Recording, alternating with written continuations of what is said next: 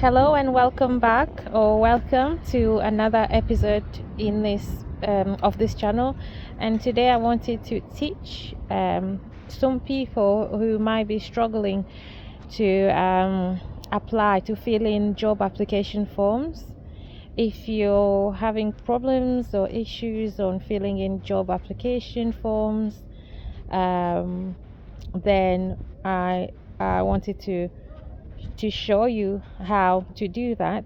Now, disclaimer, I'm not a professional in this area. I don't hold any qualifications in terms of teaching people how to fill in job application forms. I'm not qualified. I'm not professional in terms of teaching people to fill in job application forms, but I'm just telling you guys how to do that from my own personal experience.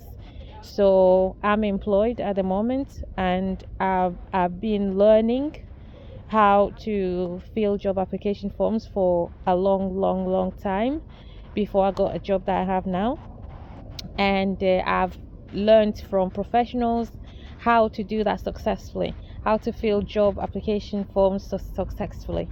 So I've had a lot of training in terms of, but not like just to help me. So professionals have taught me how to fill in job application forms, and I've used their knowledge to do the same to apply for the job I have now, and it has been successful. So this is just from my own personal experience.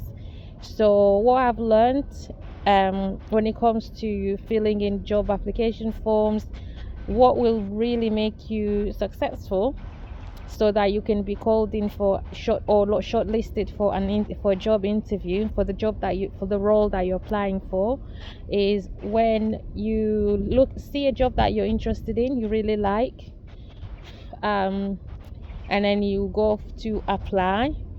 So, and let's say they are asking for you to write a personal statement for that job,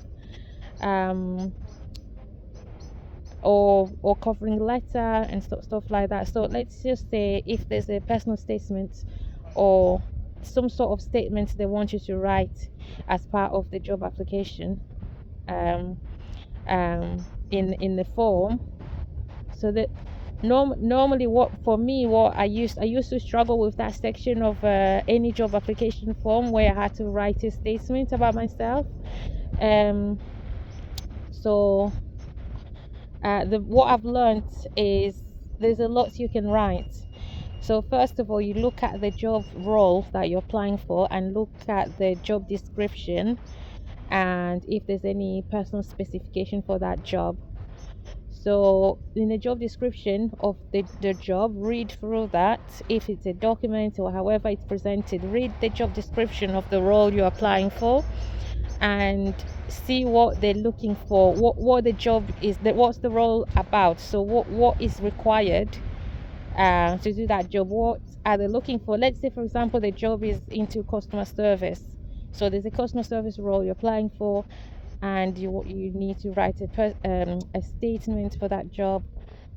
So you need to look at the job description of that customer service role. So you're gonna see what they're looking for. So they might list few points. They might say, oh, they were looking for someone who has experience in customer service roles in the past or at the moment, in the present. They want someone who has great communication skills, who has experience working with various different types of people, from different backgrounds, or someone who speaks more than one language. So these are the things that they might list in the job description. So just read the job description properly and find those things that they're looking for, that they want the person who's gonna have this job, who they're going to hire, to have. So for example, if they want someone who has worked in a customer service environment before, search within yourself and see if you have that experience. Have you worked in a customer service before? If yes, then write about it.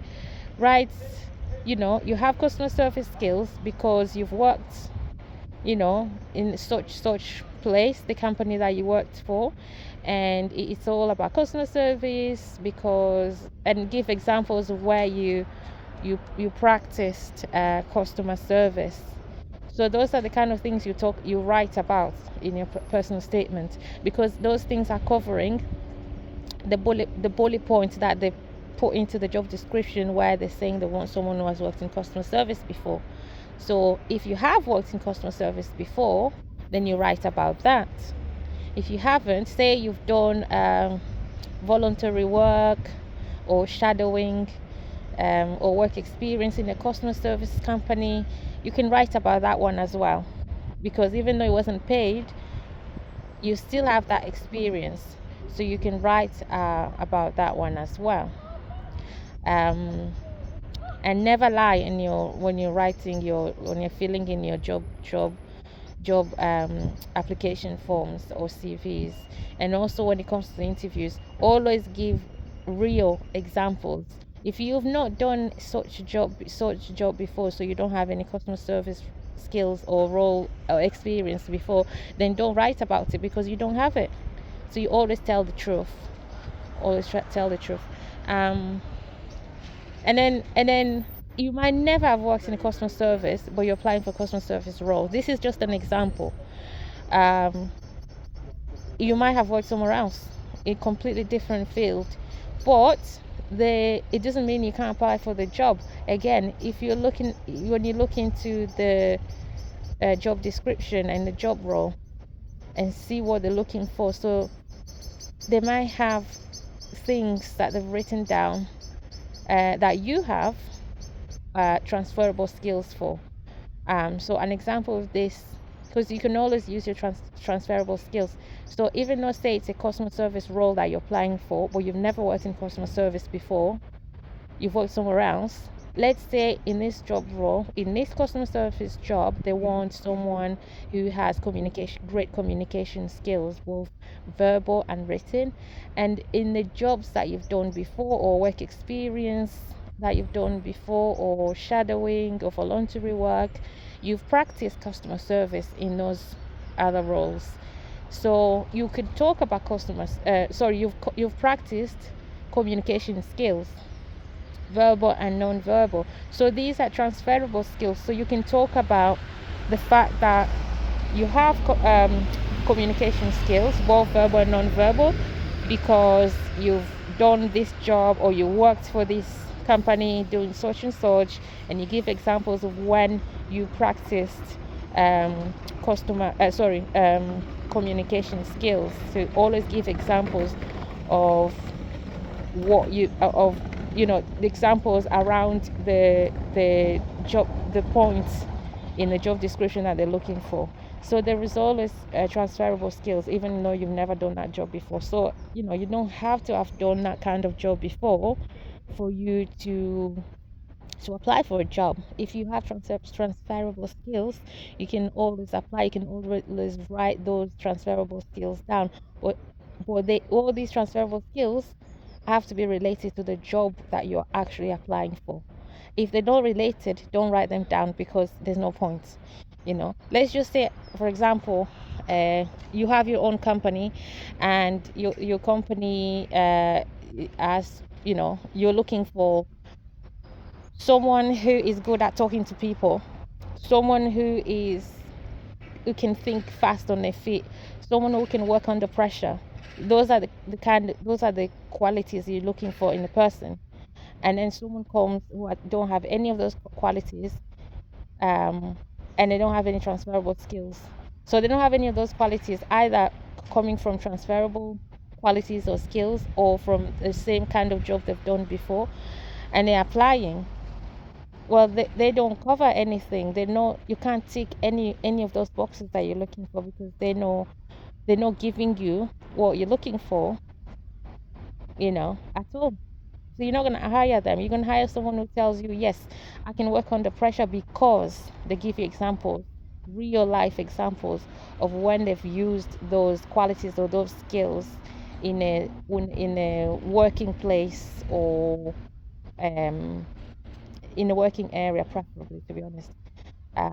That's the kind of person that you'll go for, because obviously they've worked in a such and such place, and these places really exist, and they've done this and that, and they can check with those companies to see if that person has worked in that place and they've done such and such. So those are the people you're gonna go for.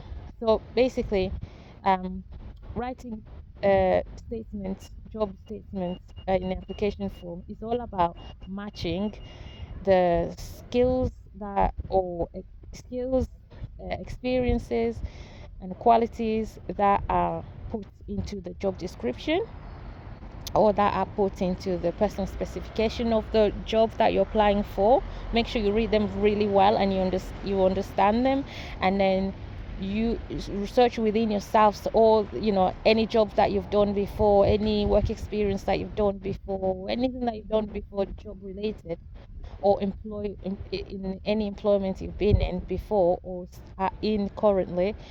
See if you have those qualities, see if you have those skills, see if you have those experiences, and then talk about those experiences in your personal statements, because they are related to what your potential new employer is looking for. And always give examples, real life examples of when you've used each and every one of those skills, experiences, qualities, and so on.